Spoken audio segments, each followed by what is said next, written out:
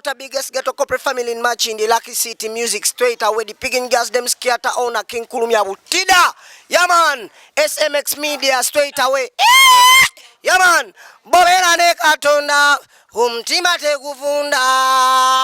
kaba kutise baje bisombu jayo sente bakunyigire mukasonda. Kitalo nnyo kitalo ddala ewa Pastor Tom maziga merere kyokka ate ye Swabah Kasumba ennaku 3 agenda zisula mu kkomera Luzira ensonga efaanaganyeeko n'ey'omugagga Lwasa eyakamala okubeera ng'ateebwa okuva mu kkomera naye gye yasuze ennaku eziwera 3 kyokka ate ebya Zex inchi 10 birangirangi byeyongedde okubeera nga biranda nanti ensonga eyamukwasiza okubeera nga bamutwala ku poliisi nayo ngikuleetedde enkwaniriza nnyo eno ku SMX media nange SMX wano tubeera ne updates buli lunaku buli ssaawa story wejjira wetugikolera esinga okubeera ekikulu nti stories zaffe tuziconvertinga nizibeera nga ziweewuka datawo aleme kubeera nga agenda mungi kankusawo subscribe ngewe gwa ngwe munono gw'okusobola okulaba content waffe tojja kubeera nga wejjusa still wano ku SMX media tuweruka aminga abantu bonna abaagala okubeera nga balanga naffe tukubirako obukubizi kw'ennamba y'essimu ebisigadde n'obitulekera nga bwe kiri ku muyimbi yenna aliyo nga wandyagadde okukolera oluyimba lwo video oba olina mukolo gwa kwanjula mbaga ku kyala nga wandyagadde ba videographers ab'omulembe tukubireko obukubizi kw'ennamba y'essimu ebisigadde obitulekere yes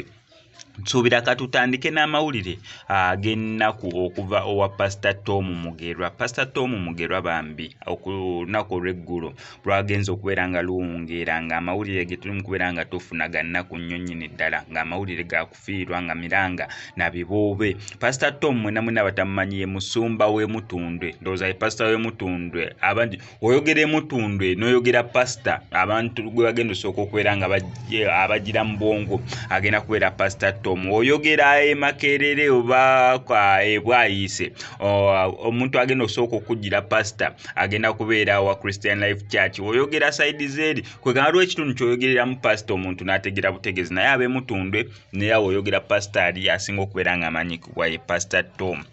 So Pastor Tom olunaku lwabadde lwagula amawulire ngatandika okubeera nga saturatinga ku social media platforms ez'enjawulo nga galaga nti Bambi maama we afudde. Maama we abadde ayitibwa Miliyos Buteba Namagembe neera ng'ono yafudde nga yes emyaka gyo gy'abadde gigenderedde nga mukyala akuzeekuzeeko naye nga amawulire gannaku nnyo agatutuuseeko naddala abantu aba fellowshippingira ku church ya Pastor Tom kitalo nnyo kitalo ddala amawulire agavaako side eyo neera nga tukyali ku nsonga za nnaku nsuubira katugendere ddala muno wa Pastor omuyimbi Swabah Kasumba musajja wattu lwabadde lunaku lwaggulo naye wetyo poliisi n'emuyoola ng'emujja mu bitundu byawali ebwayise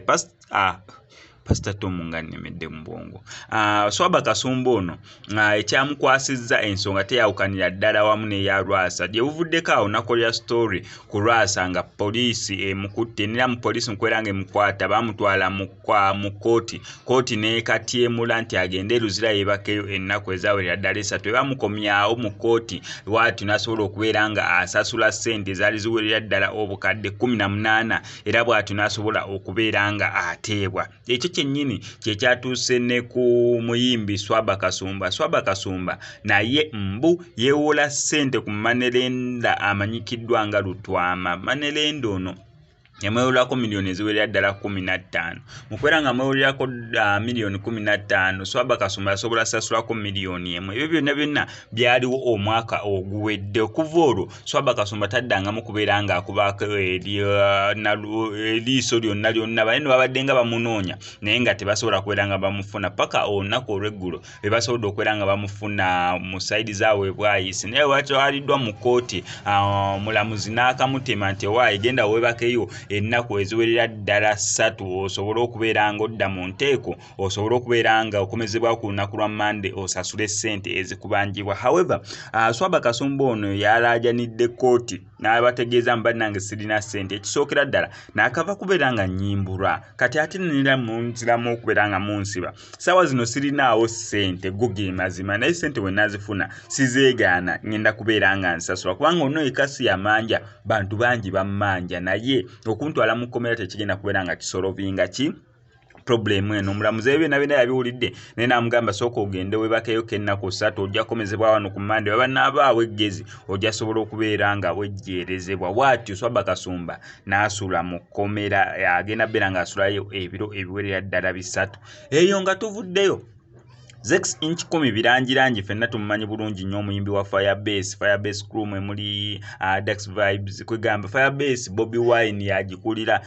n'abasigadde banubianiri bangi abalimu mu Firebase ensonga naye zamujjidde bubi olw'ensonga nti naye yakwatiddwa police. However mukubeera ng'akwatibwa twabadde tetumanyi ki exactly ekyamukwasiza kubanga yabadde akakomawo okuva eyo ebweru yabadde agenza okubeera ng'akwasaganya emirimu gye ng'omuyimbi. However kuleetedde akatambi akalagira ddala ensonga lwaki Zex inch 10 birangirangi ono ezamuviiriddeko okubeera nga akwatibwa neera ensonga ezo ze zino kanze kutereko nawe osobola okubeera nga ozeewulirirako naye nga sinabeera nga nzikuterako kankusaba subscribinge oningene ku notification bell eyo tojja kubeera nga missing updates naddala nga zino. Zex birangirangi tewali ogamba otya? Ndi bulungi. Bangambye banoonya. Siga nti nkunoonya kuba bwe nkunoonya tosobola kuwumbula naye nakugulako omusango ninga omusajja bwenziddamu okumusanga nja kumutwala mu kooti munnaye ambulire yankubira ki naye siga nti nkunoonya nkuyiga kuba nalindo John netondere sikulaba muli eyo mweyagala bweyagazi mulwakuba embwa ne mugenda muli omunywa bbiya wammwe. Akavuyo akasooka kaali ku mmezo ak'ekisirusiru era naye nokazeemu kakazi kyembadde nsaba era nkigambye paato kuba ne bwe nkukwata siga nti ogenda kufiira mu kkomero ojja kuvaayo tekimala nsonga okay naye mba njagala nnyo tutuule ku mmeeza buli omu abuulire munne ebizibu byamugambe nti Zex nti wakwana mukazi wange kyobola nkuwalana nti bishop nti ye wabba omwenge gwange ku mmeeza kyobola nkuwalana kakati nze mbadde neetaaga kuba tuli bantu bavunaanyizibwa okulira mutwalanidde mu bbaala byakyana kitu mudakiika bbiri ngenda okulaba ate ekiddaku kulaba amagiraasi kutuyitamu n'amacupa Zex gwe kennyini n'omulundi ogwaddako bamaze abaana bange bamaze okunfulumya aba security wabweru oddamu ojjangaza okuteesa nange oddamu ojja onkuba eccupa ku mutwe era nenga Zex aliko ki naye ng'okujjukira omulundi ogwasemba ng'ogenda oyingire emmotoka bwe mwafuluma ebbaala nze bamaze okunfulumya wabweru awo giraasi gamaze okuntema ku nnyini wajja bulungi ngazze okukola emirembe nga bw'oli mu kuŋŋamba kati oba ontuukako bw'oti n'onkuba eccupa endala ninga omusajja abadde atya era neŋŋamba abaana mubaleke bagende basinze kaakati nze kyembadde nsaba nze kyensembayo okujjukira nasikayo omukazi wange bamusindika musikayo I even have no idea naye yamusindika kubanga nasanga mukazi wange like bamusindika kubanga nze mukazi wange yafuluma nga agenda mu ttooyi nga ndi eno mabega ngenda okulaba eri bamusindika okitegeera. Anyway, Zex kola boti Zex nze kyembadde nsaba kiri kimu tuve ku ssimu gwe ne madamu n'oyo mwana Tone kuba ne Tone oyo buli lwatusanga atukolako ensasagge kati lindako kansooke nkubuuze ate ono munnange yali mu white gwe wawutula ekikonde ku kutu yali akoze eki? Waliwo yali ayambadde white and black. Simanyi nakumanya kuba nze bankwata mu bulago okitegeera. Yajja nze in fact nali siriiwo we wamukubira nali nva mu biyigo. Omuntu nga bakwata akabadiyo manya akabadiya. Omuntu nga bakwata akabadiya. That is what I felt. So bwe wakyuka n'omuweerawo right socket ku kutu. Bambi era naye bw'obanga omusajja gwakuba senior officer era yaŋŋamba omwana ankubidde ki? Bannange bamuŋŋamba naye mumanyi tulaba nti wewe twana ntula bintu by'ekiyaya Zex kati omusajja bakukuba essasi ng'omukubi ekikonde from nowhere ebisigale n'abiteesa naye nga gw'ofudde tetuwetaaga mbeera efaana bw'etyo.